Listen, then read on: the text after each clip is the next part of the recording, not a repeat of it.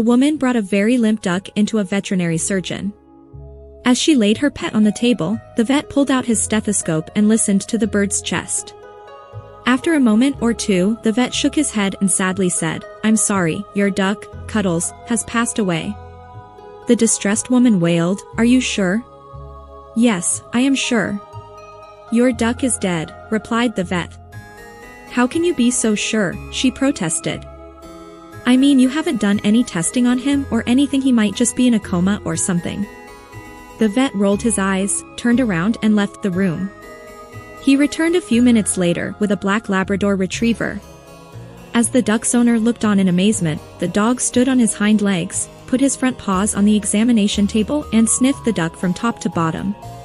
He then looked up at the vet with sad eyes and shook his head. The vet patted the dog on the head and took it out of the room. A few minutes later, he returned with a cat. The cat jumped on the table and also delicately sniffed the bird from head to foot. The cat sat back on its haunches, shook its head, meowed softly and strolled out of the room. The vet looked at the woman and said, "I'm sorry, but as I said, this is most definitely, 100% certifiably, a dead duck." The vet turned to his computer terminal, hit a few keys and produced a bill, which he handed to the woman. The duck's owner, still in shock, took the bill. $150, she cried, $150 just to tell me my duck is dead.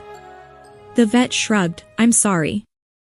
If you had just taken my word for it, the bill would have been $20, but with the lab report and the CAT scan, it's now $150. Ah! A blonde cop pulls over a blonde and asks for identification. The blonde asks, "What's that?" The blonde cop replies, "It's the thing in your purse with your picture on it." The blonde reaches into her purse, pulls out her compact mirror, and hands it over.